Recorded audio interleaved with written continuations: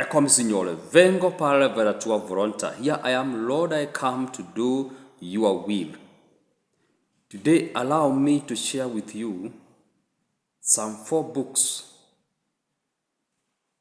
which I strongly believe that if you are going to read them, and perhaps even read them the way we recommend in TPOOPA, whereby you read, you reflect, you act, they are going to form a very good foundation for your consolation in case you have lost a loved one, in case you are mourning the death of a loved one, a friend, a mentor of someone who is your idol for that matter. And I'll say something later on. This book is called Tuesdays with Moriel. I have talked about this book. And this book was about a man who discovered that his life was coming to an end. And there's nothing else he could do. Doctors gave him 6 months at most because he was suffering a terminal illness. So what did he decide to do? It is written by Mitch Albom, a journalist. I have talked about this book in some of our senior YouTube channel. Go look for it. I'll talk about this later. But I also recently talked about this book, Sweeping Up the Heart. This is about a man, a dad, a career person, a teacher, a lecturer who has lost a daughter, his only daughter, at the age of 21. 4 years of studying, after 4 months of graduation, she gets some work, and 2 weeks into the work, she gets an automobile accident, and she's no more. And she laments that it just took him by surprise. And everybody now talking about, instead of that by daughter, they're talking about my body, the body, not my body, the body. And it clicked in his mind that, wow. So we are not now talking about a daughter or a person, we are talking of a body. This will console you. Another book that I strongly believe is so good to read is this one, Jega Karome, Beyond Expectations from Shackle to God. This may not necessarily address death as in these 2 books, but the fact that this man was so influential, this person was so famous in a country called Kenya, he was so rich, it is also going to give you an idea of the things that are important and the things that we take not to be important. How we label some people as important and others as not important, and what you are supposed to do. And in fact, there is a place he says that it is always good to make new friends, but make sure that you keep the old ones. It is in this book that he talks about. And I'm recommending this book because if you approach it the way we recommend in TPOOPA, it's going to form a very good foundation for consolation for those people who have lost their loved ones, especially if these people happens to be celebrities, famous people, popular people, leaders, stuff like that. Now, lastly but not least, there is this book. And whenever you hear me talking about the way we do it in TPOOPA, there's that way in which we talk about, which I cannot be able to share it here, if details, for a number of reasons. But in case you are interested, you can always write an email to us and we shall take you through it. Write an email to tpoopaman@gmail.com tpoopaman tpoopaman@gmail.com. This is where we give you 3 things. We give you resources, books and stuff like that. We give you skills. And this is where you need now to come into the inbox. And also we give you a safe space. And we combine the 3 because you can have a safe space and lack tools and skills. You can have skills and lack tools and a safe space. You can have tools, but without skills and a safe space, everything becomes vanity.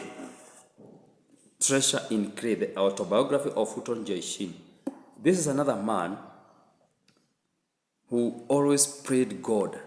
He had a very special devotion to Blessed Virgin Mary, and he always had that idea, that prayer, that he wanted to God to take him from this life, from this world, on a Saturday. And his prayer, he missed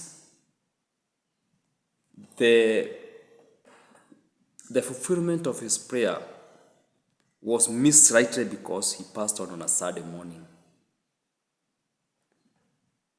Saturday morning.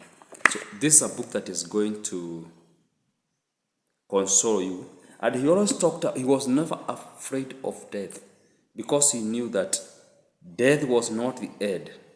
It was just a transition period, a transition phase to another glory. Having talked about these 4 books, which of course I have talked about them in Samuel Ago's senior YouTube channel, allow me now to add with something that I came across highlighted by someone calling himself the Biblical Man on Substack. He said that what so many people desire at the end of their life is to have someone who remains. Your career may be forgotten. Your contributions may be forgotten. Your wealth, your cars, your buildings may be forgotten. Perhaps even the people you influenced may be forgotten. They may even forget you in a way. But there is that desire in the heart of everyone at the end. And we have someone who remained that you really don't want to be forgotten. Don't want just to go just like that. Can we have someone who remains? And this is what he says, that in our activities here and there, everything that we are going to do, there are at least 2 people you are supposed to keep in close contact with. Your God. Your God will never desert you. Have a very good relationship with God. Because when everybody else is not there, you are not alone. You will have God with you. I don't want to go into finer details with that. Theologians, religious people are better suited to explain that. But allow me to talk about the second group of people, your family. Your family. For us, the community, we may come and say that we are with you. But when night comes, when darkness comes, we leave and we go. We're just left with your wife. You are just left with your husband. You are just left with your daughter. You are just left with your son. You are just left with your child, with your brother, with your sister. These are the people whom you can call.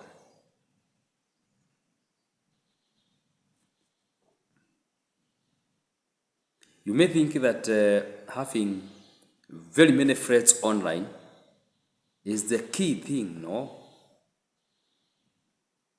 If you shout at night, can these millions that you call fans or friends or followers or likes or stuff like that come to your rescue?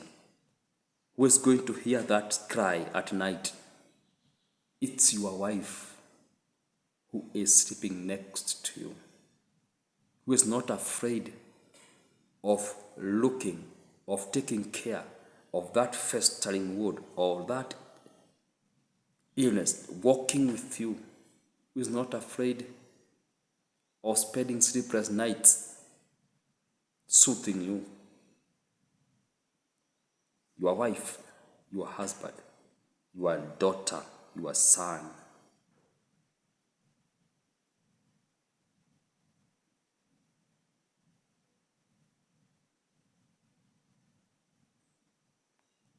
Do you have a very good relationship with them? If you have a very good relationship with God, and then you have a very good relationship with your family members, there's nothing else to fear. Because we know, all of us, that one day we shall live, only that we don't know when and we don't know how. The good thing is to prepare ourselves, to keep vigil when we can. This is someone I was seeing on YouTube channel of that TPOOPA Man, and do have a nice time.